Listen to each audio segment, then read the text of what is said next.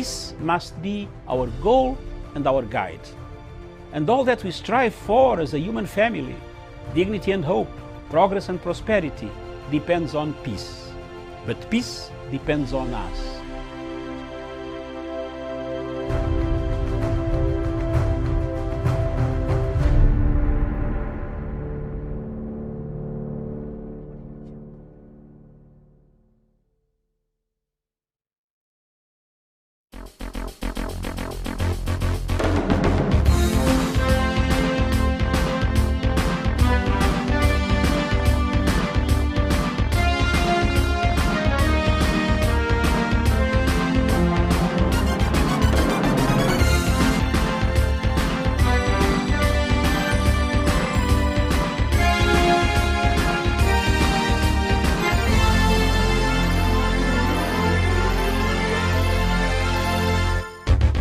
Very good morning to you, and thank you so much for finding time to being with us today. It's about 9:30 here in Nairobi, East African time. Good evening, good afternoon, depending on where you are tuned in. My name is Miriam Ogutu. The show is Good Morning Africa, and today we're going to look at the week that was. It's been a week full of many surprises, a lot of revelations, and of course, a lot of politicking. And before I bring in my panelists, I'll just take us through quickly on what is making headlines on our leading newspapers this morning. And we will start with the Daily Nation, and the main headline there: Matiang'i hits again as Ruto fights back. Interior CS tells MPs of proposal to generally reduce number of officers assigned to protect all VIPs, including the deputy president, who will be entitled to 30 officers. The story is on page 4 and 5 of the Daily Nation. And Koome, my 100 days in office. Chief Justice Martha Koome enumerates her successes since she assumed office on May 19th, from the appointment of 34 of the 40 judges, the allocation of land for a Judiciary Training Institute, to the setting up of a judiciary fund, among other wins. The story is on page 10 of the Daily Nation. And just down there, my battle with heroin addiction, a story by Hadija Shibwana. She tells her story on page 3 of the Daily Nation. And then Kenya Power's high connection fees leaves thousands of Kenyans groping in the dark. The story is on page 12. And crisis as row on 23 billion Kenya shillings World Bank projects rages. The story is on the back page. And juvenile gangs wreak havoc in Mombasa. The story is on page 9. And IEBC suffers setback in voter kit tender. The story is on page 8 of the Daily Nation. And then we switch our attention to the Star newspaper. The main headline there reading: big shift as Meru and Northeastern back Raila.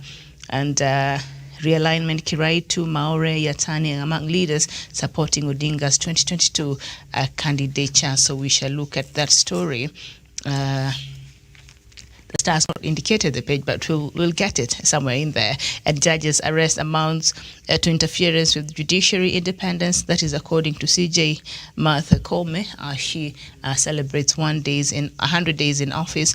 And Ruto: I make 1.5 million Kenya shillings a day from selling eggs from Koitalel, a poultry farm. And Auditor General's reports expose the pain of being a Kenyan taxpayer. The story is on page 5 of Siasa. Okay, and then we go on to the Standard newspaper. The main headline: big boost for Raila's bid will mount Kenya. ODM leader Raila Odinga appears to have made a major political gain in his campaign to conquer the vote-rich region, as some key Meru figures, led by Governor Kiraitu Murungi, declare their support for his presidential bid. The story is on page 8. How iron clogged wheels of justice. The story of our CJ Martha Koome during an interview yesterday, and in an interview on wide-ranging issues, Chief Justice Martha Koome reveals it took just a letter to the president to unlock a stalemate that had paralyzed the judiciary and brought the two arms of government to the brink of war. The story is on page 5 of the Standard newspaper. Yes and no, Ruto answers Matiang'i. And then just after Juliani and Dilian Singer gets threats, well, we've seen people who are busy on social media, I'm sure you know what that means. The story is on page 3. All right, so I think that is where we shall start our conversation this morning, not the Giuliani story, but maybe we start on the CJ Martha Koome marking 100 days in office. But before that, I'd like to bring in my panelists this morning. I'm joined by Professor Jared Onyari. Professor, very good morning to you. All right, so as we wait for Prof to join there, we do have also Jeevan Karanja. Jeevan, a very good morning to you. All right. A very good morning to you, Miriam, and to our viewers wherever they are catching this broadcast from. It's always a pleasure being on Punchline Africa television. Thank you. All right, thank you so much. So let's just start with the story on CJ Martha Koome, and then we get to the rest. The rest are just politics, and then we'll just get into that in a bit. Enlightening Kenyans about their rights, showing them how to resolve cases without necessarily going to court, and enhancing their access to justice. That is what Chief Justice Martha Koome wants to be remembered for at the end of her tenure. And she has many plans in place to achieve this. These have included making efforts to end the bad blood that has existed between the judiciary and the executive. She also wants to build a new headquarters for the judiciary and establishing a training institute that will sit on 55 acres in Kong. Justice Koome also wants to make sure all courts are digitized before she calls it a day. These efforts have been bolstered by Google, which has pledged 1 million Kenya shillings, 100 million, Kenya shillings for the digitization project. So let's just start with what I've just read somewhere there, Jeevan, where she says among her achievements is wanting to ensure that the judiciary is in good working relationship with the executive. So far, how do you think she has performed in that regard? Jeevan. Yeah, thank you very much, Miriam, for that great question. And I'll say that we need, first and foremost, we need a country where the three arms of government are working interdependently without compromising any the other one. And I think if Martha Koome has really achieved that, is a thumbs up for her. And I think that is the trajectory that we need to take as a country to avoid the kind of sabotage and the intimidations and blackmail that you have been seeing coming from various arms of government, trying to override on others, trying to override on another arm of government in terms of service delivery. Therefore, that is a very good initiative.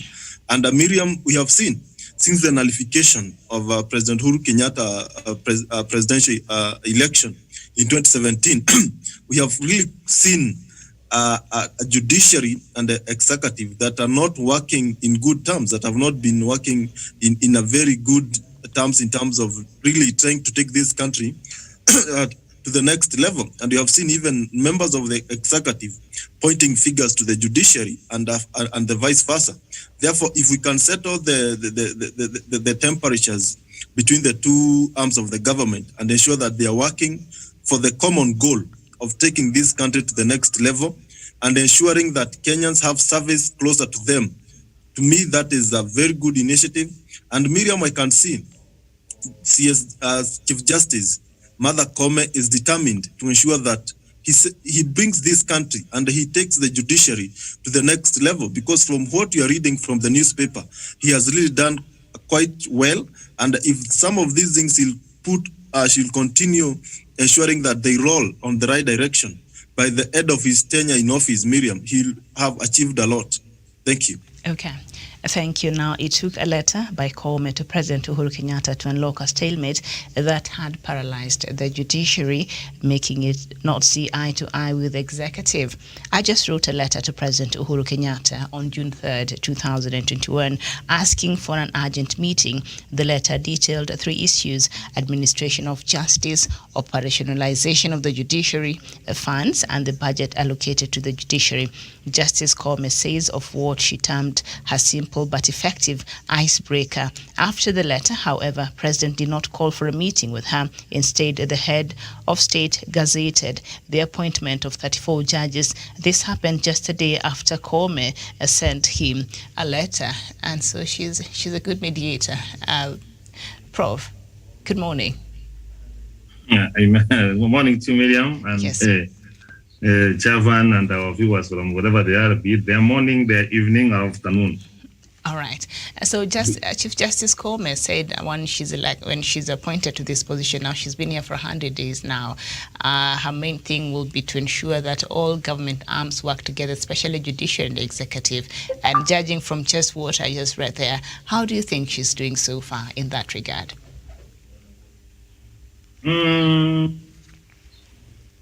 Judiciary, Miriam, is becoming a monster. And with the independence of the judges, Miriam, there's nothing she's going to do. And I don't see another achievement because the president all along wanted to, had already appointed the people without issues. So I don't see much of the negotiation skill, Miriam, because there was nothing to negotiate. What was there to be negotiated? The 34 judges never had any issue. So the best thing she could do is to accept them. I am not seeing her negotiation skills here, Miriam. And from what I've seen, that Miriam going 55 acres of land for the Judicial Service Commission, Miriam, what does it to do with the administration of justice in this country? Miriam, I want to hear that she has put a paint and requiring that the people that Miriam corruption cases are dealt with. Did you see how we took time, Miriam, to hear the appeal for BBI? Why don't we even hear the appeal for Waruke, the one who has been chaired, Miriam? What is it pending in the Court of Appeal, Miriam? Honestly, the problem with in this country, Miriam, let me just be very clear with you, is corruption. And you can see it in all sectors. And the buck stops at the Chief Justice or docket that corruption cases, Miriam. Haven't you seen the Director for Public Prosecution lamenting that he never thought that that's how things would be? Then, Miriam, if I can't see corruption cases going on, Miriam, can I say that she has achieved? Well, the president refused to appoint the judges who did not have issues. So Miriam, in this saying that, you want to have the training institute, Miriam, we want to see, Miriam, people who their cases has never taken off for the last 20, 15 years, Miriam. We want to see them moving, Miriam. I want him to see him having mobile courts, Miriam. I want to see her having the commission of assist, Miriam, handling some of the cases, Miriam, that will reduce the backlog.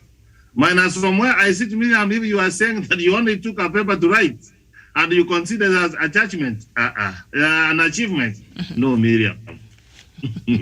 All right. So on corruption, Koome says there will be no sacred cows. Graft cases should be determined faster. As too much talk. We want to see action. Yes. We need action. Which Chief Justice has never said that? Who has never said that, Miriam? We want to. Mutunga said that. The Justice Maraga said that, and that is a slogan. We want to see action. It's a broken record. record. We want to see cases not being adjourned, Miriam.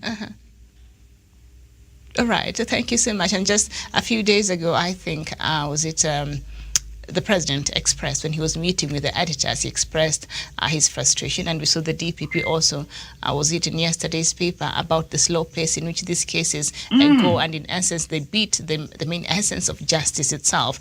Javan Karanja, do you have anything else you need to add on to this story before we move on?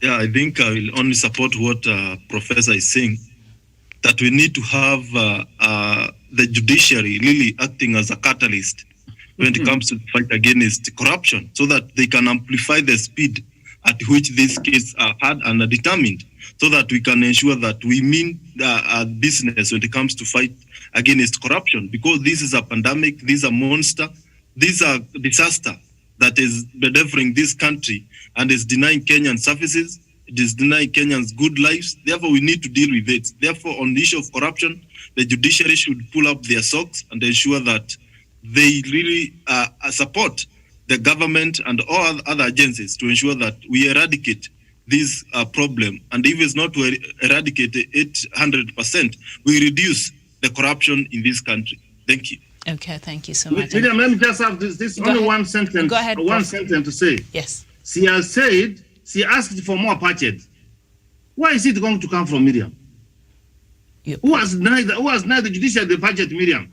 You know, more than 308 billion every year, Miriam, it goes to corruption. So if we cap corruption, Miriam, the budget you are talking about, it will be automatic. You don't deal with corruption, and then you are going to ask for more budget. Where is it going to come from, Miriam? We give you what we have. Let us deal with corruption. Let the people fear public money. And we have money for every other sector, Miriam. Thank you. All right, thank you so much. I hear you, Prof. And of course, yesterday, CJ Kome swore in for electoral agency officials, the new commissioners in the IEBC. And speaking about IEBC, on page 4 of the Standard newspaper, IEBC blow as procurement board axes a KIEMS tender for 2022 polls. Procurement Review Board has cancelled the electoral agency's international tender for the supply, delivery, and maintenance of the Kenya Integrated Elections Management System, otherwise known as KIEMS, for the 2022 polls. The Public Procurement Administration and Review Board ruled that the tender for the supply, delivery, installation, testing, commissioning, support, and maintenance of KIEMS and hardware equipment and accessories was illegally awarded. In its ruling yesterday, PPARB directed the Independent Electoral and Boundaries Commission to prepare a fresh tender, a document within 30 days. These are things you don't want to hear when you're heading towards elections, and we already know how that is it's a very sensitive area in our electoral process. And you hear things like that process was illegally awarded. Javen. Prof, go ahead. Yes, Miriam, you know I've never been malicious and I will not be. I always say things the way they are. I did say that we are not going to have credible elections, Miriam, with the three commissioners there. Chebukat there and Abdi and the other gentleman, Miriam. You can hear it for yourself. It is not only cancelling, Miriam. I want to see Chebukat out of office, Miriam. Even if it means us extending the date of the election next year so that we get it right, Miriam. Do you want again, Miriam, for us to procure kits which are going to fail? Do you know, Miriam, do you know last time they procured kits which were never used, Miriam, some of the satellite phones? Taxpayers' money was and Miriam, this is a country, Miriam. I don't know whether we have what selective memory. We choose what to see. We see what to discuss. We see what to talk about, Miriam. Someone who has procured things into a tune of around 300 to 800 million, and they are never used. And then he sees the British office. Then he's again procuring, and the office at the procuring committee, Miriam, is nullifying that. Miriam, from where I sit, I have whatever it costs to worry. Mm-hmm. All right. Javen. I don't know if Javen is there. I think maybe we've lost him. But once he's able to come back, we'll have him back, and he'll, give us his thoughts on this. Now, the procuring entity is hereby directed to prepare fresh tender document within 30 days from the date of this decision. That was yesterday, taking into consideration the provisions of the Constitution of Kenya, the Public Procurement and Asset Disposal Act, the Public Procurement and Disposal and Asset Disposal Regulations 2020, and the findings of the board in this review. Javen, can you hear me? Good morning. Yeah, good morning, Miriam. All right, thank you so much. So, of course, the procurement that already was done on the KIEMS tender was cancelled yesterday because the court said that it was irregularly done, and knowing very well the leadership of IEBC, I don't know if they don't understand how that is very sensitive. It's a very sensitive thing, something, for Kenyans when it comes to the way our electoral process has been. So things like irregular procurement is you're already raising unnecessary, issues on people's minds. So why would they not follow the right channels in the first place, understanding the weight that would carry? Thank you very much, Miriam. And we are dealing with a very, I will not call it rogue IEBC because it's still in office, but we need to do something to streamline this commission. Because in the run-up to 2017 general election, when the NASA coalition went to court, they presented some issues and they needed a clarity from the court on how IEBC need to do their business, because the presidential election was nullified and other elections at county level and constituency level, even at ward level, because of some irregularities and some procedural miscap that was not adhered to by the IEBC. And Miriam, to date, 4 years after court gave directions that the servers should be opened, that IEBC need to do their business, they need to do some reshuffles, and they need to streamline their structures of doing business. Nothing have been done to date. And we are steering to 2022 general election, still with the mistakes and with the dirt of 2017. Therefore, it is high time that we first rectify the mistakes that were done by IEBC led by Wafula Chebukati in 2017.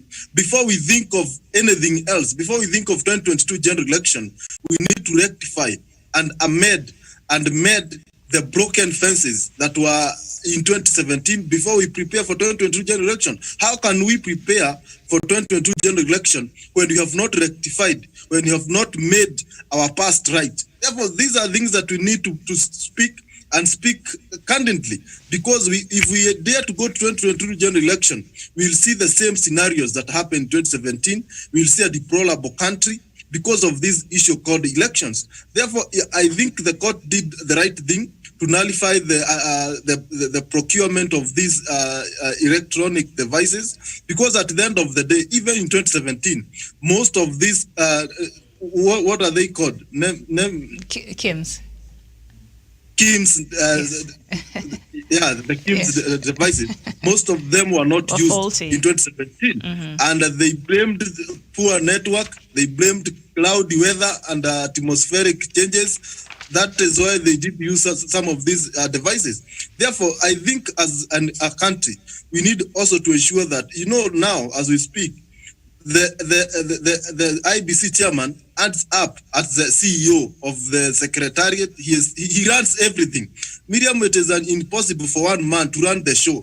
He is prone to make various mistakes. Therefore, as a country, if we want to be at peace in 2022 general election, if we don't want to see anyone relocating from their places, if we don't want to see people going on the streets demonstrating and property burned, we must make things right at IEBC. And if it means also Wafula Chebukati going home, if it means extending the regime that is in power today so that we can have a credible election, Miriam, let it be. But we cannot afford to go with a commission that has some mistake it did in 2017, and we hope that it will do better in 2017 with the same mistake, with the same faces, with the same capacity, with the same people. I think something needs to be done so that we as Kenyans, we can sit plenty as we go for 2022 general election. But failure to that, Miriam, with the drum of wars that I'm hearing in every political corner, Miriam, we are heading at a very bad pedestal, and we might fall as a country, and we don't want to take that trajectory or that route again. Thank you. All right, because we've been there, so I'm just trusting that we've learned from the mistakes before that. Thank you so much, Jevon Karanja, KIEMS, the Kenya Integrated Elections Management System. I think that is what it means. Now, let's turn our attention to the Daily Nation this morning, and the main headline: Matiang'i hits again as Ruto fights back. So I think we'll just go to that story because it's all over. So we've talked about it, but let's just see what the DP had to say yesterday.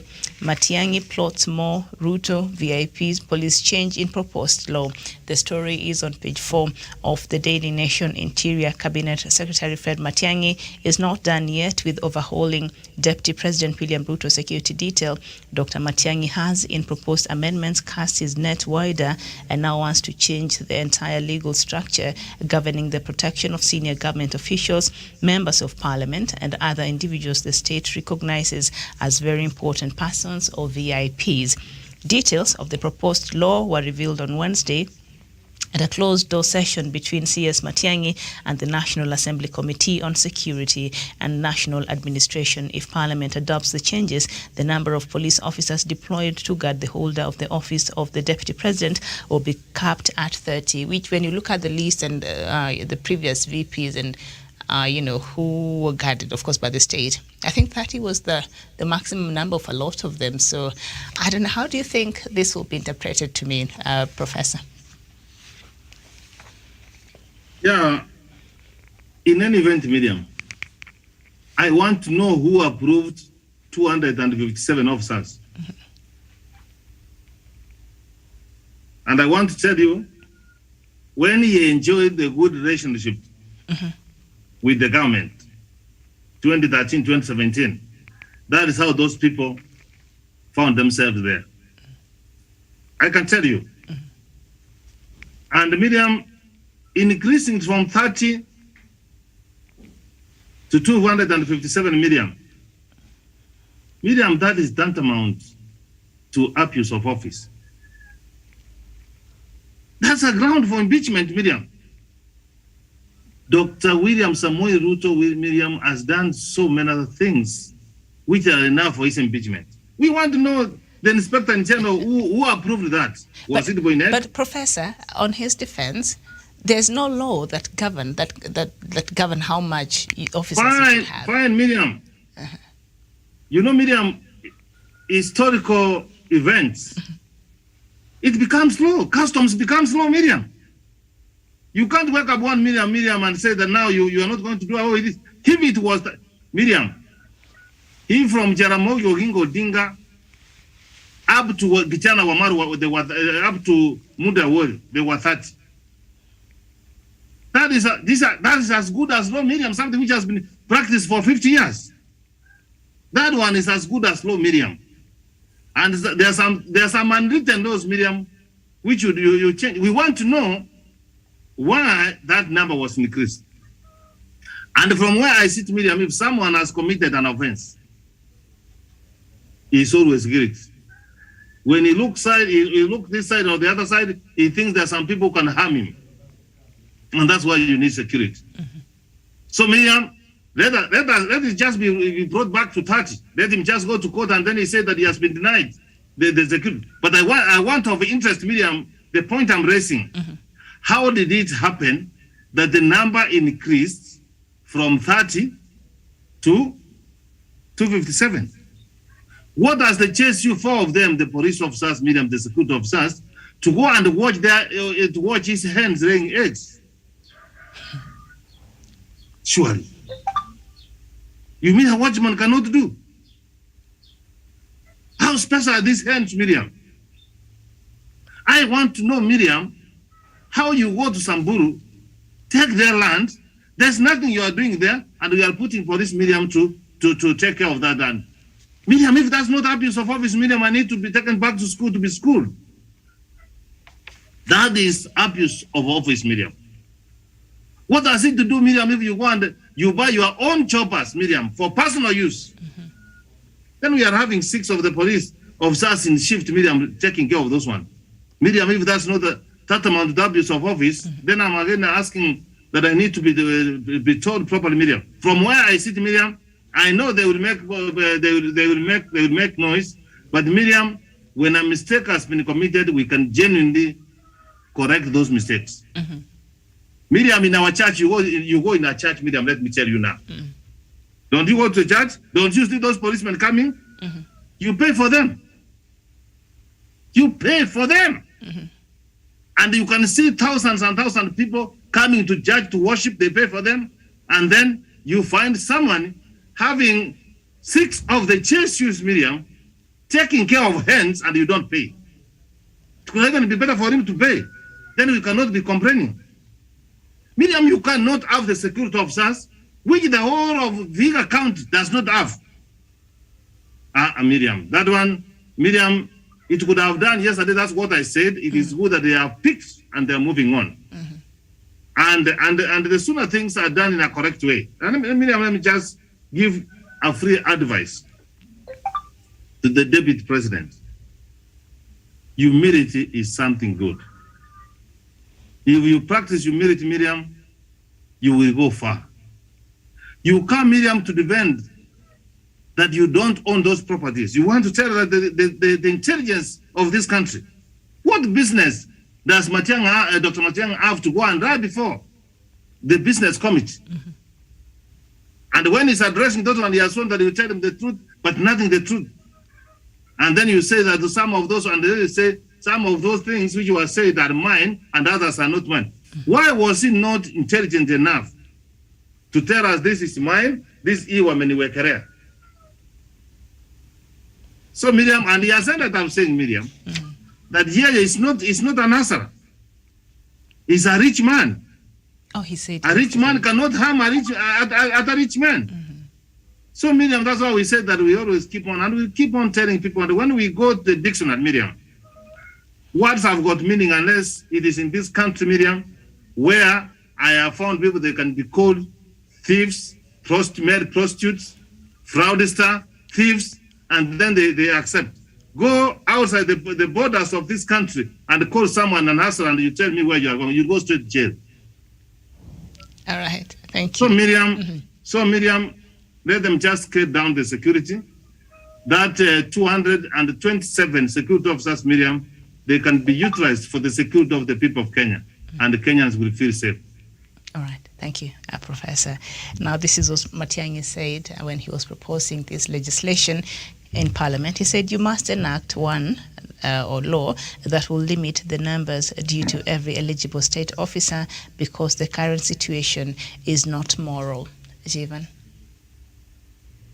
Yeah, thank you very much, Miriam. And I agree with what Dr. Fred Matiang'i is saying. And we need to have a limit to avoid the case that we're having with the Deputy President, having 257 police officers or security personnel manning his properties and protecting him.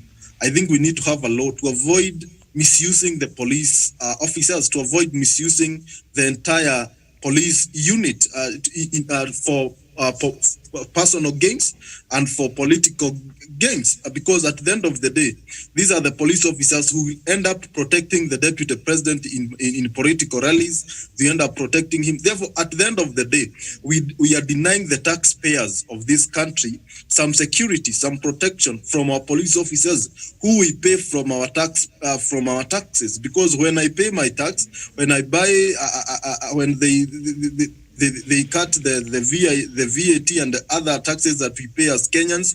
These are money that is used to pay these police officers for our own well-being, but not for to suit individual interest. Therefore, I think that law should be enacted like yesterday so that everybody in this country will have protection. And number two, from what I saw and from what I discovered from Fred Matiang'i, is that we don't have enough security officers in the country. Therefore, the government should rise into occasion and ensure they recruit more police officers to fill the gaps so that everybody, they meet the international standards of protection and the maximum number of police officers that are needed to protect a certain number of individuals or citizens in a particular country. Therefore, these are good laws that need to be enacted to avoid all these kind of misunderstanding. Therefore, and number two, this issue of police officers and what Deputy President is saying, because yesterday I saw him saying that 70% of the properties that Matiang'i mentioned, he won them. And he didn't come clearly to say the 30%, what is this 30% that was arranged to own, but he doesn't own it. Therefore, at the end of the day, as the deputy president, and I also saw him making some funny statements that they forgot to add other properties. Therefore, at the end of the day, he is a man who is acting to be, he is not acting like a statesman, because those are, if he starts these small fights with his juniors, then he speaks a lot to the character of the deputy president. And if we happen to have that kind of a man at State House, a man who cannot be criticized, a man who you cannot maybe point mistakes in his ways, these are very dangerous man. He might take us to the old days of dictatorial regime of Moi, where you could not speak of the presidency, where president was the alpha and omega, and his words were final. And that is the route that the deputy president is taking us, because a man who can just talk ill of Matiang'i. Imagine if it was any other ordinary Kenyan, the kind of things he could have done to him. Therefore, this speaks a lot, and I think this issue of security fiasco of deputy president came at the right time, because now we have started to see a lot of other agitations coming on play. And as I said yesterday, this issue will unearth other hidden or other secrets from process of this politician that we might not have known. But as time goes, we'll see other politicians bringing in limelight some of things that maybe we didn't know they do or they commit, or some of the properties they own legally or illegally. Thank you. All right, thank you so much. Now, you've mentioned some of what the rebuttal by the Deputy President yesterday. The story is on page 5 of the Daily Nation. I own 70% of assets mentioned, DP says. Deputy President William Ruto yesterday welcomed the disclosure of his wealth by Interior Cabinet Secretary Fred Matiang'i, saying the lifestyle audit should be extended to other leaders. The DP spoke as questions began to emerge about how he acquired some of the properties Dr. Matiang'i listed. A number of them might have changed hands in questionable circumstances. According to a search the Daily Nation did on some of the properties, ownership records have vanished from the registrar of companies. Okay, now that's interesting. While two of the large tracts of land mentioned were controversially acquired from state agencies. Most of the properties were acquired during the Jubilee administration and are owned through proxies. While meeting Nakuru County leaders at his current residence yesterday, the DP said he owns most of the properties Dr. Matiang'i listed. Prof, just something there that the Daily Nation is saying that some of even the title deeds and the ownership records are missing in the office of the registrar of lands. Are you surprised? I am surprised. Because if you own it legally and clean, there should be some records to show. Miriam, I don't know whether in school you used to see a naughty student. Did you see one? We had a couple, yes. Yes, you corner this person here. He's imagining the other day. You think today you have put him down, he's going to come in the afternoon stronger than he was in the morning. That's what we said of the deputy president. In fact, that's is it Javan who was saying, or Tawisa, or this man, this is our friend from Meru. Douglas, yes. Douglas. Did you say that when you see him being quiet is cooking something to say? When you tell us what Matiang'i said, 70% is true. Miriam, you have been to school. If your son thinks you 70% of what he has scored, Miriam, will you have a quarrel with this one? You tell him continue doing that, you have maintained. If Matiang'i will tell us 70% to be true, can the deputy president be courageous enough and tell us the 30% which is not true, and tell us of the 70% which is true, Miriam? And if Miriam he has disowned, Miriam, if he has disowned 30%, can the government acquire those things? Miriam, I know Miriam is not good. Okay. All right. To make the people of the vulnerable people of this country. Miriam, I was going through and I was trying to go this Murathe farm in Samburu, Miriam. Do you know what happened to those people? Do you know how they were evicted? Do you know how their livestock was taken, Miriam? And you go to the pastoralist people in this country, Miriam, you take their livestock, Miriam, and you chase them from that farm. And then, Miriam, you put the Chesu, Miriam, to be lethal people. You know, Miriam, with Chesu, there's no room for negotiation, Miriam. There's no room for negotiation, Miriam. How I bless some of our scholars, Miriam, some of the public officers, Miriam, can just be professionals as they do their work. I'm so much impressed with what happened in Zambia, Miriam. The president he put someone who was in charge. Because when he was detained, Miriam, the conditions were deplorable, Miriam. But the man acted professionally, and he could ask himself, how could people behave like this? And he has been rewarded, Miriam. So, Miriam, when you send the chase to Miriam and you go to Samburu, and you know those pastoralist people, Miriam, I want to show you from the lens of sustainable development, Miriam, when we talk about poverty, when we talk about anger, you want the evict people from wherever they are, take their animals and you put the chase to Miriam. And then you come and say that the cabinet secretary for Interior, what he said, some of them are true. And sometimes you say that there is a God in heaven, as if you are the only one who owns God. Miriam, some of the things the deputy president is accused to have done in this country, because he has never been taken to a court of law to be proved, Miriam, they are just unimaginable, Miriam. You can't go to Transmara. You had Miriam. We talk about, even the Constitution talks about the heritage, Miriam. You know all the hard facts in this country, Miriam, about Joseph Murumbi, the second president of this country, Miriam. You go take their land and you put police there, Miriam. And then you come around laughing to us and appear talking about the leaders, Miriam. You should spare us, Miriam. Sometimes we get annoyed and we get emotional. When the poor people, Miriam, I read about the Samburus and Miriam, you saw what happened to what Magufuli did with the Mansais around here. You take their animals, Miriam, you auction them, Miriam, and you saw how those people became poor within a second, Miriam. And the government has to come and question them so that they lead their normal life. And that's what I'm appealing to the president of the government of this country. Go and deal with the plight of those people of Samburu, Miriam. Even some of them, if you take an animal of a Mansai, Miriam, sometimes we come around Kisii Naroko Road as we come to Nairobi, and then a car or a bus knocks the cow, the heads of cows, Miriam. They close the roads for the entire, and we have to buy for them, and then for the road to be open, Miriam. So that's how serious it is. That's how serious it is. Very well, Prof. Yes, indeed. Thank you so much. So before we continue with this conversation and this new revelation now that the nation has brought to us, that even some of these assets, there are no official records that show who actually owns them. Somehow they have vanished. Let's first watch a video of what the DP said yesterday, and then Javan, you'll come in after that.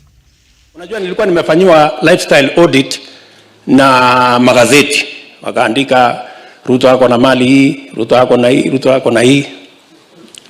Nae hawa watu wa OP wamekuja juzi wakaimprove ile ilikuwa imefanywa na magazeti.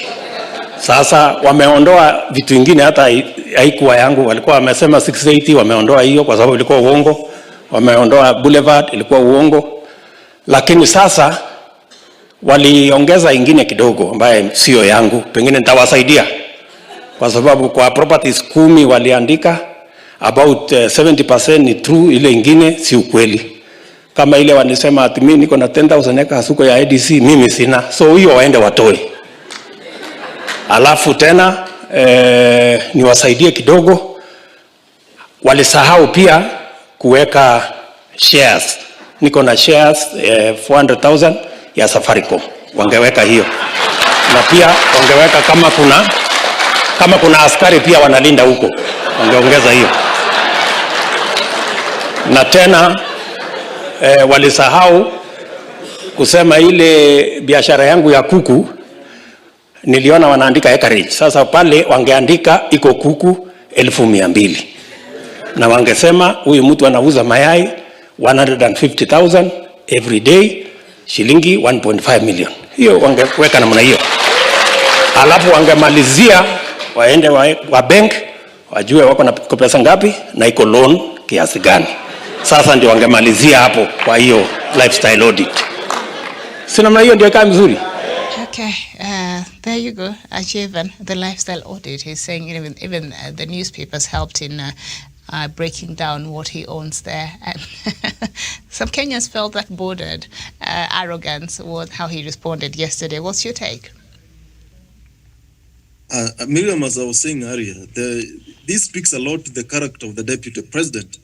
He is arrogant, and what he was saying yesterday was not really, he was not saying from the heart, but that was a ridicule towards the CS, that you are doing your job, but you're not doing your job exemplarily well. You're not doing your job to excellence. This is how you're supposed to do the job. In simple terms, the deputy president is trying to tell Matiang'i, you are trying, but you need to up your game and to go to reach to the level of excellence.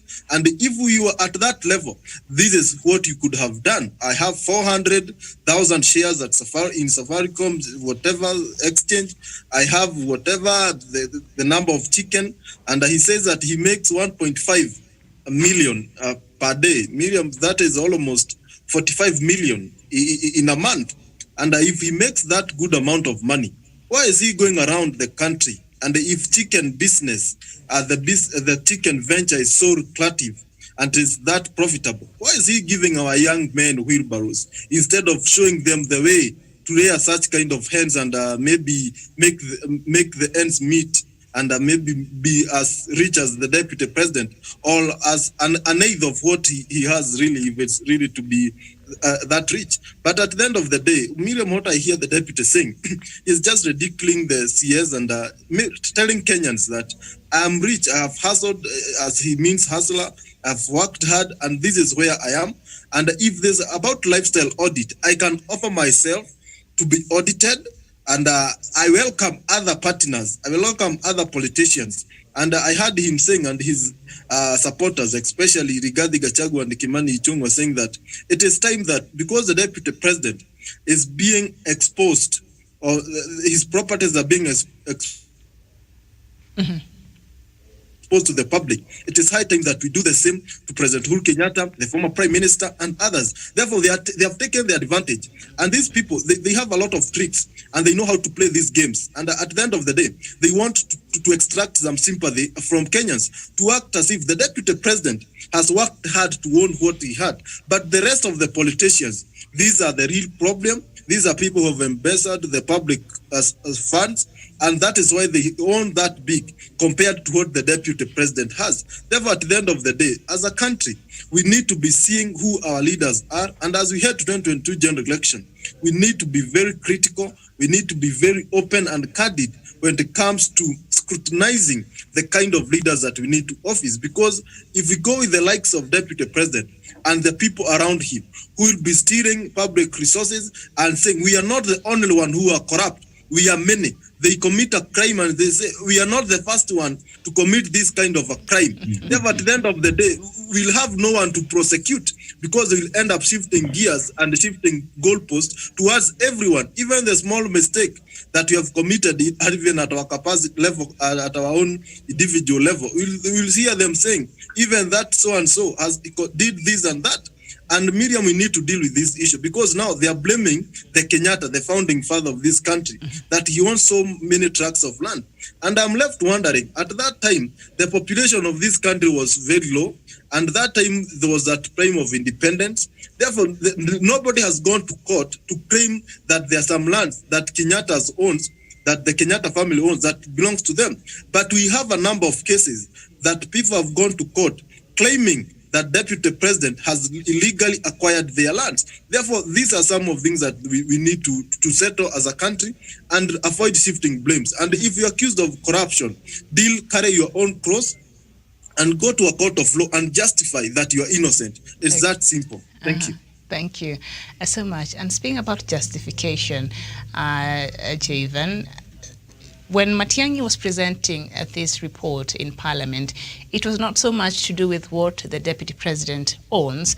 He had to explain why the Deputy President has 257 officers. And with that, he had to say in what capacities and in what areas and where they have been designated for all this time. I think that is what I got, because we have to remember what got us to this point.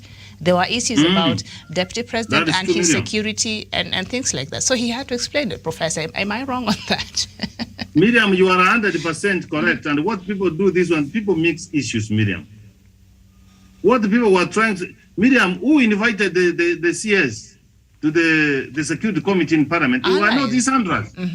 Were they not these people? They said that we have taken over, we have downgraded the whatever. And when the Cabinet Secretary did appear from there, Miriam, he said, no, Miriam, we have not done anything. It is just normal rearrangement. In any event, this man, the office of the Deputy President, has got 257 security officers, Miriam. He could have not left it hanging. He could go further, Miriam, and tell us where these officers are. Miriam, what crime has the deputy, the Cabinet Secretary, Dr. Matiang'i, has committed, Miriam? In any event, Miriam, have you been to town and see a thief who has snatched someone and we are pursuing him? We are saying, Muisi, and he's also saying Muisi. This is exactly what they are trying to do. And Miriam, in any event, Miriam, the first family, it's not a family where you wake up every other morning, Miriam, and you start saying they stole. How would Kenyatta steal? Kenyatta was in jail for 9 years, Miriam. And Miriam, I can attest for you, I know how land was acquired in this country. Because when we negotiated for the independence of this country, Miriam, there were white settlers, Miriam. The British government asked me, what are you going to do with the white settlers? They have invested, Miriam. They said, what we need to do, we'll give you a loan. Then people will be in chamas and they will buy land. In circles, Miriam, that's exactly what happened. Some of the land which Kenyatta acquired, Miriam, he bought them because he had money. Remember, these people when they talk about Kenyatta was in Europe in 1930s, 40s, and he was there for almost 15 to 20 years, and he worked there. So by the time Kenyatta becomes a president of this country, when he was coming back, he's a rich man. He was already a rich man. The Kenyatta family go to UK. Some of his Akina Magana, they are also there. So Miriam, you don't just wake up one morning when you have been cornered, and you say the first family to declare their property. In any event, you talk about Uhuru. You are not going to answer what the sins which your father did. Let them tell us what Uhuru has done. If they are so much annoyed and they keep on saying he stole money. If it is the standard gauge railway, Miriam, which was passing all over, the Kenyatta family was just compensated just like another Kenyan because the railway line was passing their land. When you go to Naivasha, where we are having a dry port, the government had to buy that land. They didn't give it free, Miriam. Just like another Kenyan who has been compensated, Miriam. So the issue we are dealing here is the Deputy President said that the government has taken some of the security officers, and the Cabinet Secretary for Interior has justified that no, we have not taken. It is the arrangement. In any event, there's something you don't know. This hold of this office is having more of the security officers than any other hold of this office. And we want to know, Miriam, and that's a question I'm asking. How did it happen? How did the Chief Inspector for Police came to assign him 257? And Miriam, from where I sit, that office is entitled to have 30 security officers. Over and above number, Miriam, he should be charged from the time they have been in his residence, taking care of his hands. Then when they are laying the golden eggs. Golden eggs. Unasikia inaleta pesa ngapi, Prof, if you start your biashara? But anyway, let's watch the video of CS Matiang'i in Parliament the other day, and then we'll continue with the conversation.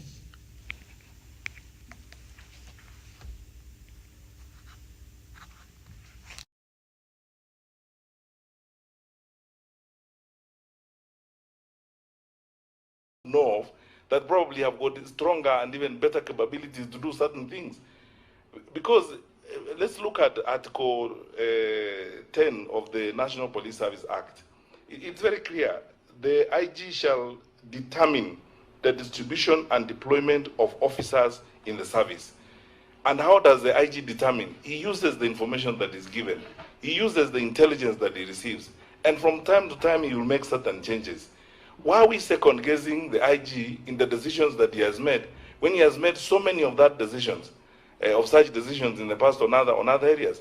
And we have demonstrated clearly that the deployment in terms of personnel and asset that we have given to protect this office and the holder of this office is very strong. In fact, Mr. Chairman, some small counties in this country, like Vihiga and Nyamira, for example, probably don't have this kind of deployment, and in terms of even assets, as it were, in providing the support that we are providing to this office. So the question of downgrade, and I would like to sorry, what did you say? I'm saying that there are some counties that are smaller in the country. The smaller counties like Vihiga, for example, probably don't have the strength of deployment and capacities and assets such as we have deployed to protect the holder of this office. So when people jump up and say, oh, you know, there's downgrade and so on, in quality and operational terms, you'll have to go into an operation room and listen to the director of operations tell you everything about this before you make that kind of conclusion. I want to state here again categorically, for the record, there has not been any downgrade of the security of the deputy president, period. So these banding words around really, honestly, is not fair. Why was this done? I explained to Mr. Chairman. I am willing to discuss that, but I can't discuss it in an open meeting, because that is tantamount to sharing the notes of the National Security Council or the Minister of the Council in an open meeting like this, and I have no clearance to do that. Why, and the background to this rearrangement, I cannot discuss in an open meeting, because I'll be going deep into an operational issue. Are you able to discuss in camera if you have clearance? Do you have the clearance to discuss in camera? If you provide this is the committee that oversees the issues of security. If you provide an in-camera proceeding, maybe I will discuss that. I will be able to explain the background to that.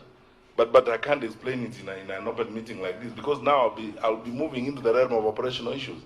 And then my colleagues here, the heads of the agencies, will not allow me to go into operational issues in an open meeting.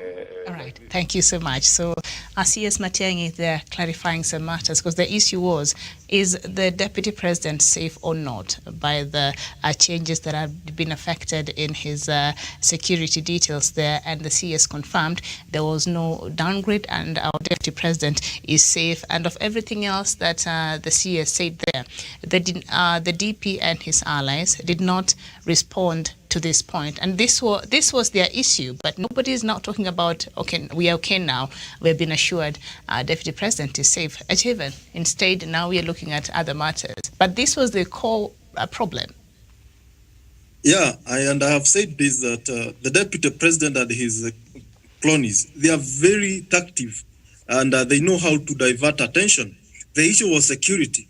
But now the issue that we are discussing, the issue that is trending on social media and all over the media houses, is the issue of lifestyle audit and the property acquisition by the deputy president. Therefore, we have moved from the bigger picture, and they have reduced the conversation from matter security to matter property. Therefore, these people, Miriam, we are dealing with very experienced guys in their field of excellence, and that is the field of deceit and causing all kind of dramas. And maybe it is high time that even as a country, we need people who are frank, like CS Matiang'i, who will say it as it is and leave the people to do whatever they want to do with the information.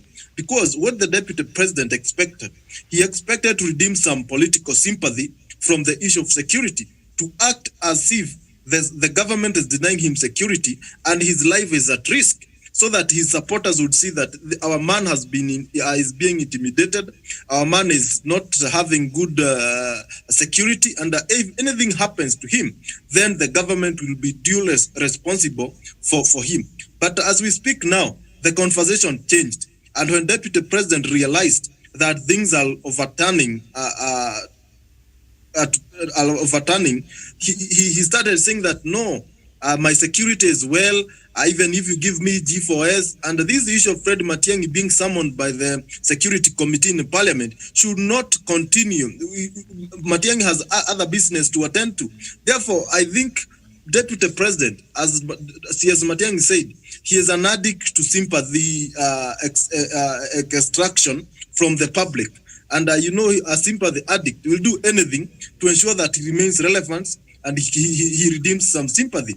Because now they have changed the conversation from the properties the deputy president owns to the property that the first president owns. And Miriam, is such a bad scenario because we cannot burden the children of Deputy President Nick Ruto, for example, for the mistakes done by his father, the Deputy President. If Nick Ruto happens to run for political office today, we'll not look him as a kid of as a son to the Deputy President William Ruto, but we'll start to look at his agenda and manifest all ideologies. But this issue of dragging leaders to the past, to the mistakes, to the goodies, or to the things that were done by their fathers is a thing that is so retrogressive, because we have you might be born by a bad father, but you end up being a man of reputable character, a man of integrity and honesty, and vice versa. You can be from a family that is known for their good deeds, but you come out to be a notorious criminal who is causing havoc all over the country. Therefore, the deputy president, the team, need to desist from that. But also said and done, Miriam, this is politics, and in politics, you can do anything to remain relevant. And the deputy president is in record of doing the negative things to remain relevant in our political arena. But the issue of security, that was the main agenda. And I think that is the issue that we need to discuss. And I can say vividly and without any iota of doubt that the deputy president, security, in matter security, he is well protected and his life is not at risk. Therefore, he should look for another avenue to redeem some sympathy from the public. But the issue of security, all VVIP are well protected, including him, because he still remains the deputy president of our republic. Thank you. Thank you. And he's not come out to dispute whatever the CS said in Parliament in regards to the security and the officers assigned to him. He did not say it's not true. So we believe that he indeed has 257 officers that have been assigned to him and his properties, including his Zingine. So, Prof, just before we move on to somewhere there, I've read something here that is interesting to do with the property part of this conversation, but politicization of security. We know that Kenya, we enjoy a good level of stability because we know our disciplined forces are there, and it's not a politicized institution. So when you start to bring in politics in the security sector in this country, what are the dangers of things like this? That's right, Miriam. And this one, I'll use Honorable Oscar Sudi as a case study, Miriam. Do you remember when the police went to arrest him? You remember? Mm-hmm. It's on record. Yes. You remember the people who helped him escape? Mm-hmm. It's on record. What could have happened if those police officers could have exchanged the guns? It is not an unheard thing, Miriam.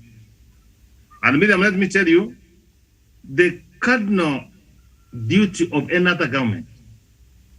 Let us walk angry, walk barefooted, have no house, but we are assured of our peace and security. If we are not assured of our security, and Miriam, if you choke with your security, let me tell you, Miriam, if criminals want to attack you, Miriam, they monitor your movement. They monitor when you come in, when you go out, for an amount of some time. Even they know some of the people when they come who are very, very, very, very vigilant in taking care of your security, and then they pounce on you. And you sometimes ask, how did they know? So on matters of security, Miriam, how do we just go in and discuss our matters of security, Miriam, on camera? And that's why sometimes, Miriam, this Article 35 of the Kenyan Constitution, Miriam, we talked about that there is disclosure of every other information. There are some of the things, Miriam, which you don't need to disclose. Yeah, for the security of the country, Miriam. We cannot go and tell people that we are going to have this type of guns, we want to have this type of guns, this type of weapon, Miriam. That's a secret. And so some of the things we wanted to amend in the constitution through BBI, that you are calling a cabinet secretary, Miriam, and he is there, he is being asked some questions, Miriam. Even, Miriam, let me tell you that even saying what the deputy president owns and doesn't, he asks for it. And if the chairman of the security committee in parliament, if he was wise enough, he could have seen these as security matters, which he could have not even come to embarrass the deputy president the way he has done it now. See how he's coming that we did not say that he has got shares in Safaricom. What has it to do with us, Miriam? What has it to do with that? But he could have told us if he was a good enough, he could have told us how he got the money to buy those shares. So you don't just come and make a rhyming statement, Miriam. You said that you said 150x, I don't know, 100x in a day. Where is that market, Miriam? Me and you? No, you don't take the eggs. No, Miriam. There are some of the things, Miriam, as you keep on saying, you continue singing and exposing yourself for no apparent reason. And if the deputy president, Miriam, is not very careful, he's going to sing on his own. And nobody's fighting him. He's only fighting Sados, Miriam. So I've kept on, Miriam, arrogance. Stop arrogance. Stop arrogance. Even the residential, we have given you official residence of the deputy president in current. It's not a residential candidate, Miriam, for meeting delegates. You are meeting this kind of business, discussing a 2022 election, Miriam. I keep on saying, Miriam, that is a very bad abuse of office. And let me not condemn him, because history has recorded. We will come to read him. Don't we read about Jaramogi Oginga Odinga, who was principal, and they said, I don't want that office. Let me just go outside there. The younger generations are proud to be identified with Jaramogi Oginga Odinga. I don't know how he will be identified and how history will record him, but it will charge him the way it will charge him because he has asked for it. And the redeployment of officers assigned to him to other people, as we saw the CS there say, of course, he said that in camera, but now it's a matter of public knowledge. That is tantamount to abuse of office, as we, put on to other issues, Prof, before Javen comes in. Well, Javen, go ahead then.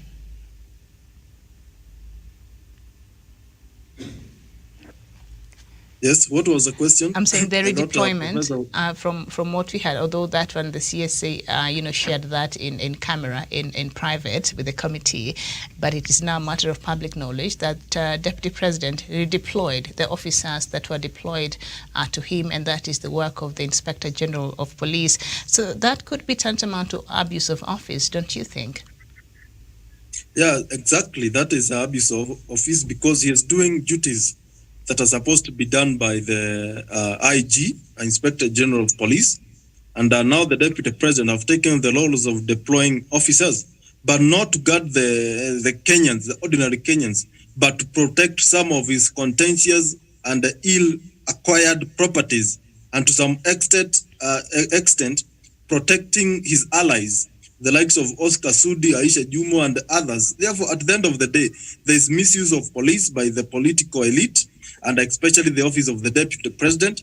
And it's the same office, Miriam, that the fake acquirement of guns by Echesa happened. Therefore, this office has been in the center, at the center of all dramas and other scandals happening in this country. And I think the Deputy President should work on his image if he wants to redeem himself politically, and to avoid associating himself with all these people with injured character and reputation. Maybe he'll increase his stakes to succeed President Uhuru Kenyatta in 2022. But it's so unfortunate that we can misuse our police. And it's the same Deputy President who stands on political podiums and condemn the same police officers when they are sent to maybe to get or to go to do some investigation to his allies when they are accused of corruption-related cases. He says the DCI is Mukora, the IG is Mukora, so on. Therefore, if we start pointing figures at our police officers, what a predicament, what what a kind of image are we setting to the younger generation, or what a kind of country are we building?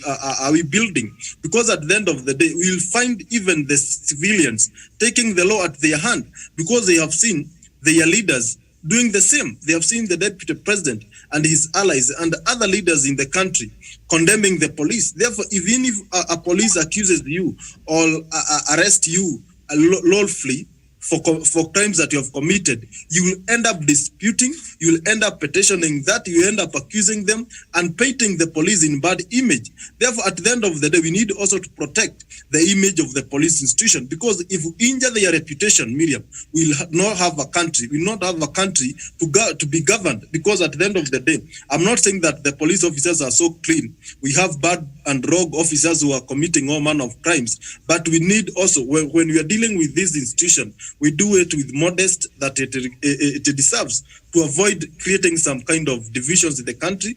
And these are the people we run into when we are in danger. These are people we run to when we are attacked by bandits in areas that are prone to this kind of events. Therefore, we need also to be modest and to be civilized when we are dealing with this institution, especially the courts and the police and the DCI and so on, because they are very vital institutions in the country, because they keep this country running. When everything else goes haywire, when everything goes bad in this country, the people who can rescue this nation is our police. If a crime happens, if we go to an electoral disputes and violence, Miriam, the people we saw on the front line protecting the lives of ordinary Kenyans are our police. Therefore, at the end of the day, we need to ensure that they are treated like other human beings. Thank you. Okay, and as we conclude, Miriam, let me just have this to say in the passing, Miriam. Go ahead. Who sits in the National Security Council, Miriam? It is the president. It is the deputy president. It is the cabinet secretary for defense. It is the cabinet secretary responsible for foreign affairs. It is the cabinet secretary responsible for internal security. It is the attorney general. It is the chief of the defense forces. It is the director of national intelligence. It is the inspector general of police, Miriam. Miriam, this man has got an opportunity, Miriam, to address issues. Are you trying to say that this man, it is only, this what Shaban is doing, is only people on propaganda and politics, Miriam? He has got the opportunity. Miriam, chances are, and I have said, and it will repair me, this issue was discussed in the National Security Committee. It was discussed. Prof. But since his peace meeting is supplying wheelbarrows and Mongoten and meeting Aswas in the residence, he is not reporting, Miriam. Yes. And that's why the president was asking Miriam, we asking him, William, why don't you just resign and go and concentrate on your 2022 campaign? You are fatiguing yourself for nothing. No, that's what I wanted to clarify, so that Kenyans are aware that this man sits in the National Security Council, and in fact, it's wrong to go keep on talking against another member of that Security Council, Miriam. Again, it amounts to abuse of office. Okay, and conduct that is unbecoming, I think something like that in the chapter 6 of the Kenyan Constitution. But as we conclude on this matter, the story on page 5, despite the DP not denying that he owns KIDL, Kitengela Gas, Western Hotel, and Dolphin Hotel, we could not find their records. This is according to the Daily Nation. We could not find their records on the government online search portal. Dolphin Hotel, according to an environmental impact assessment by the National Environment Management Authority in 2018, listed Western Hotel Limited as its owner. Western has been fighting in court to save its premises from being demolished by the Kenya Civil Aviation Authority, which says the company fraudulently acquired the land. The case is at the Court of Appeal. Out of the 10 properties they said I own, 70% is true. They said I have 10 acres of Agricultural Development Corporation, ADC, land, but that is not true. We could not immediately establish, this is according to the Daily Nation, we could not immediately establish who between the Deputy President and Dr. Matiang'i was saying the truth about the ADC property in Laikipia County. That court records show the corporation had given out some of its land in the area to individuals in a questionable manner. Mutara Ranch is listed as a special farm under 2001 ADC rules. The corporation, however, leased it to Waragus Limited on December 10th, 2015. Our search showed that Waragus is owned by Mark Barry, Taylor, and Conrad Nyukuri. There have been reports about the police officers at the ranch and the locals being harassed. As for the Murumbi farm, the company that owns it is on paper, but whose records we could not find at the Registrar of Companies in North Mugor Limited. The land belonged to former Vice President Joseph Murumbi, but was taken over by the Agricultural Finance Corporation when he defaulted on his loan. So everything that the DP, even the ones that he acknowledged he owns, you cannot find these records in the online portal. If I Googled you today, I can get you some of your details. If you own a car and I go there and put in I can get some of your details now, but these things you can't find. The owners have been concealed. You can't find the legal information there. Javan, Prof. Prof, thank you. Yes. Yeah. Go ahead, Javan. Go ahead. And I think, Miriam, when we say and when you see one man, every corruption case is pointing to his residence, pointing to his camp, then there is something that speaks more than what the Kenyans say, and that is the evidence. And Miriam, if the Daily Nation, the journalists, and the people who do all that investigation could not find these properties legally owned by the deputy president, or they could not identify or establish who really owns this property, then this shows that the deputy president, as he calls himself hustler, and as we go to the definition, and professor has been reminding us every morning what the hustler means from the Oxford definition, from Oxford Dictionary definition, then this is a man who can do all means to ensure that he gets rich and he remains in relevance, and he has all other properties acquired illegally so that he can mean and walk the talk of hustlerism. Therefore, I'm not surprised that we have questionable properties owned by the deputy president, because that is who he has been. And we know even the case of Muteshi land and so many other cases, Langata and so, he has been accused of trying to forcibly acquire this land from people who have legally acquired them. Therefore, this forcible acquisition of property is something that is rampant with the deputy president since his times in YK92 to date. Therefore, I'm not surprised, but I think the law and other agencies should do thorough investigations. And if they establish that this property have been acquired illegally, then they should be taken back to government. And in the case of Western Hotel, there have been a lot of cases in our courts about whether to demolish the property or what should be done with the premises.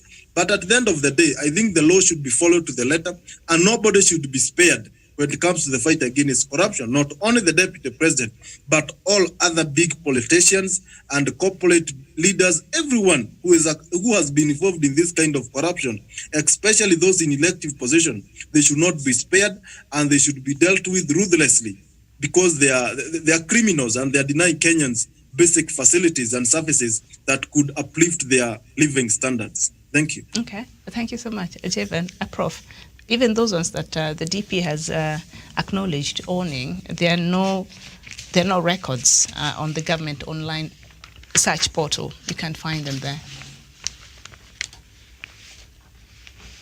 What can that one tell you, Miriam?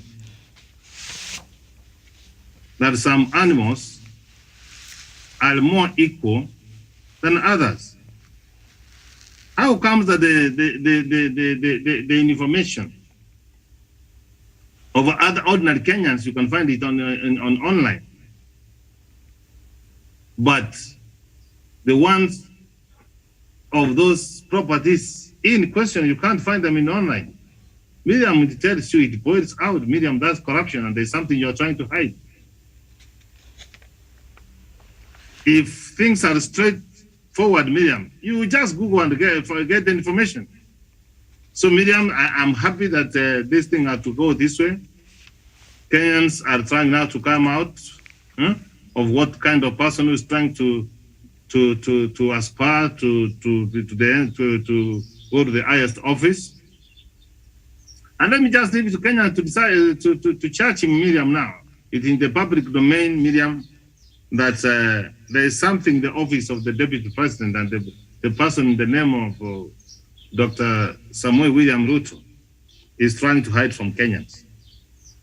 And I liked the one day when the commissioner, one of the commissioners for police, when they were going through lifestyle audits, to be precise, yesterday I was telling the name, I was saying Kingori.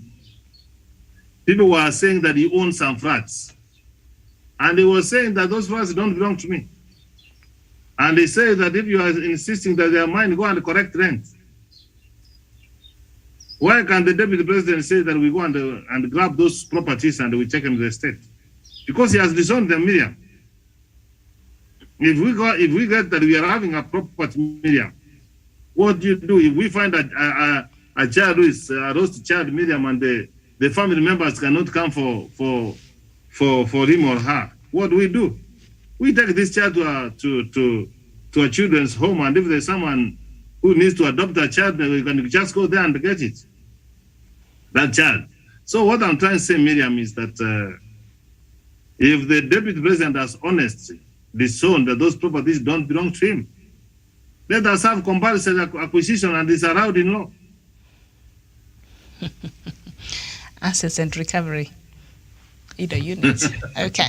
All right. So that is that. With that conversation, we were looking at the week that was, and of course, that is a story that dominated our headlines this week. And the headline on the Star newspaper as we conclude the show: big shift as Meru and Northeastern back Raila. The story is on page 4 and 5 of the Star newspaper. And ODM leader Raila Odinga has escalated his forays into the vote-rich Mount Kenya, securing the crucial endorsement of key Meru leaders and business tycoons. This heralds a big shift in the region's politics. In a first-of-its-kind meeting on Thursday, Meru Governor Kiraitu Murungi switched his support from National Assembly Speaker Justin Muturi to the former Prime Minister. He described Raila as a focused, strategic, realistic leader and a man of sacrifice. The Raila I know is a strategic. The Raila I know is a man of ideas. He knows more history than historians, although he is an engineer. The Raila I know is a man of energy, focus, and determination, Kiraitu said. Kiraitu and LAPSSET board Chairman Titus Sibui led a powerful group of Meru leaders and business community and professionals to declare support for the opposition chief in his quest to succeed President Uhuru Kenyatta next year. And then just up there, on page 5, a spirited bid has been mounted to solidify northern Kenya behind President Uhuru Kenyatta and ODM leader Raila Odinga and lockout Deputy President William Ruto. On Thursday, more than 40 leaders announced the formation of a grassroots political movement to galvanize the region behind the handshake partners. The meeting comes barely 4 days after Raila met and rallied Eastleigh business community, whose members are mainly drawn from northeastern region. The leaders comprised top government officials, including Treasury CS Ukuru Yatani, 3 chief administrators, secretaries, principal secretaries, and 3 governors, 2 senators, and more than 20 MPs. So Raila continues to make forays, as the Star newspaper is saying here. Your comments on that story? I'll start with you, Jabin. Thank you very much for that. And I think every politician, this is a time to make such kind of inroads, to try and woo voters to on your side, to bring more voters on your on your basket, so that to attain the 50+1 constitutional threshold that is required for one to be duly announced the winner of any presidential election. And the former Prime Minister is doing a lot, and especially he has solidified his campaign or his inroads in Mount Kenya region. On Sunday, he was in Murang'a. Yesterday, he met leaders from Meru, led by Governor Kiraitu Murungi, and they promised him their support. Therefore, this is the right move to go, because at the end of the day, Mount Kenya region is this beautiful girl that every other man is willing to have as their wife, and that I mean in terms of vote, because this area is vast in terms of vote. And every politician, the deputy president has camped here for the last 4 years. And any other politician is welcome. And I would encourage the former prime minister to continue with the same, and other politicians, because at the end of the day, all Kenyans are entitled to go and seek votes from in every corner of this country, and that including the Mount Kenya. And I also saw the Northern Kenyan leaders saying that we support the former prime minister. And Miriam, we are heading at a very crucial moment in our election calendar, because we are heading to a general election, and we'll see more of this. And yesterday, Deputy President was with the Nakuru leaders. Therefore, these are the moves. These are things that we expect. But more and so the former Prime Minister should come out clear, because I have not seen him clearly declaring whether he is running for presidency for the presidency in 2022. But all things points out what he is doing.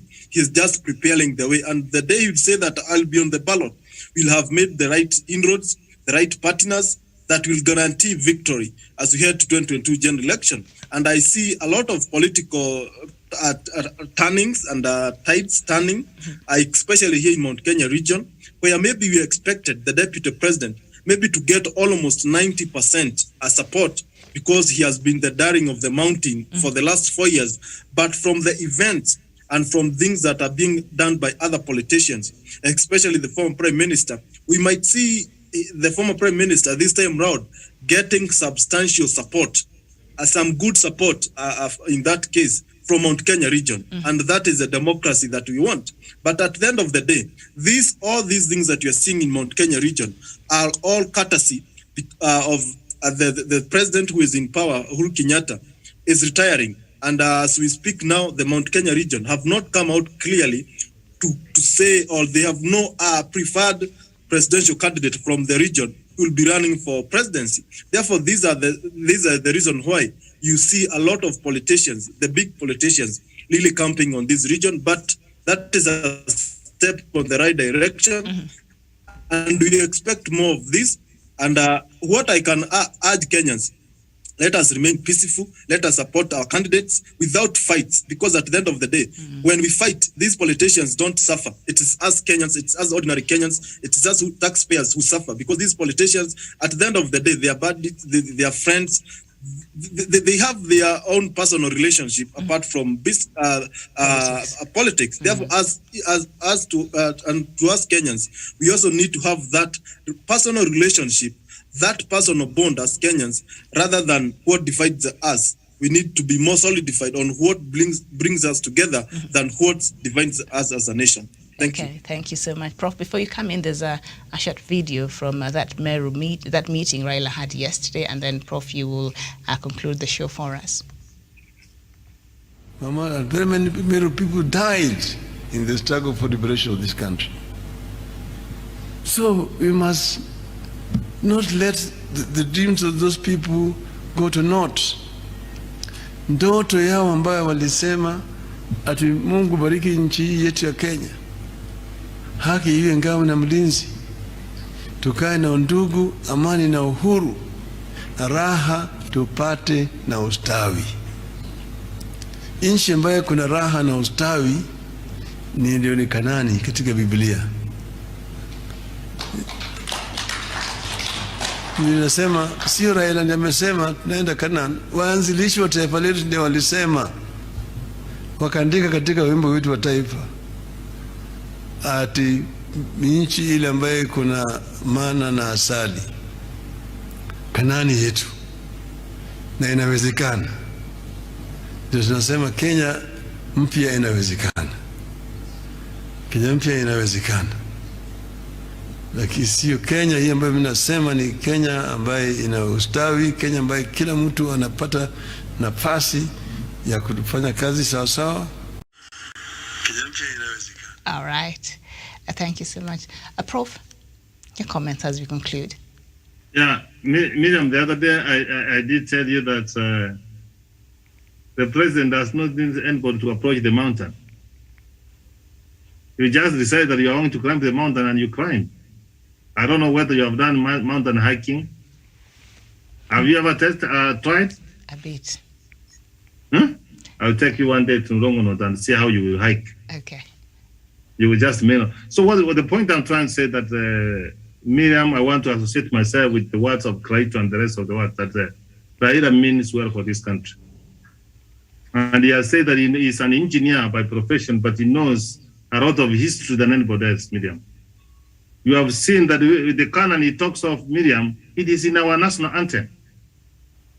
This reminding is not, it is him who has written Miriam, but he has only tried to be true toward our founding fathers and those who composed this song, this national anthem. And he keeps on, Miriam, saying that he wants to unite the people of this country.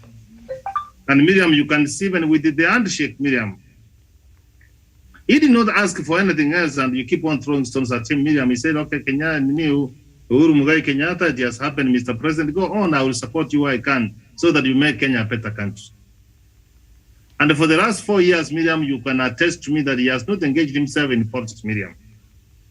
He was trying to say, guys, why can't we just come forward as we have agreed with the president on 9-point agenda and see what takes this country forward. And that's why I expected that anyone who means well for this country, he will say that, Miriam, this one we don't agree, but this one we agree, let us take it forward and we will continue having a conversation. This is the man, Miriam, even after the Court of Appeal judgment, Miriam, he said, okay, I don't agree with it, but we have to move on. But he promised that we will come for this conversation, Miriam, at a later date in the future. This conversation, and a joke is normally say that if Baba tells you that your wife is pregnant, you just continue go and start preparing for the necessary things, the napkins and other things. For surely, he means it. So on BBI, Miriam, we'll have a conversation, and Miriam, that's why 2022 is a must win for Raila Amolo Odinga.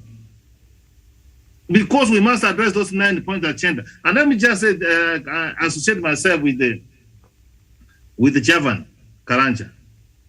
And this is what I said all the way, Miriam, on 2013, when Uhuru Muigai Kenyatta was becoming a president. I said, Miriam, you should start now having a conversation where you are going to take Uhuru Muigai Kenyatta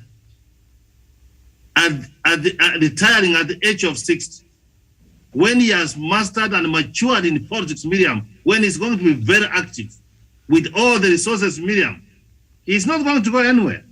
Those punctured characters from the mountain who are saying that they want to have a spokesman. A spokesman where? Uhuru Muigai Kenyatta is still there. He will be giving directions, Miriam. The late President Daniel Arap Moi, he retired, he did not go anywhere. You saw him going anywhere. Were people not struggling to go to his home with the choppers and go and see him? Is he not the one who advised to Uhuru Muigai Kenyatta, you have to go and talk to this man, otherwise he will disturb you? How much you think the answer just came like that? He said, you must bring this man to the government. Go, do all that you can, and it has worked. So the point I'm raising, Miriam, here is, and I've worked with the conversation, how the governor for Meru, Kiraitu Mirungu, has conversed. You know, Kiraitu Mirungu and Raila Miriam were the young thugs in 1992. I can tell you, I saw them, Miriam, and they were well. I didn't know that the Kiraitu Mirungu, the first party was elected was on Fort Kenya. You know that? Mm-hmm. Do you know Kiraitu Mirungu, Miriam, was the lawyer for Raila? Do you know that? You know, there are some of the things you need. Is he not the same man who has said that they tried to demonize and say all manner of things against Raila simply for Kibaki to win?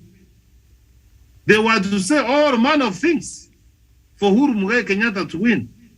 What does he telling you? He's telling you that this man is good. It's only propaganda. And remember, let me tell you, Miriam, the thing has got two purposes, Miriam. To speak the truth and to lie. To curse and to praise. And some of the things, Miriam, which we do in broad day night, in the dark hours of the night, Miriam, they come very clear, Miriam. He was convincing that this man, we have denied him victory.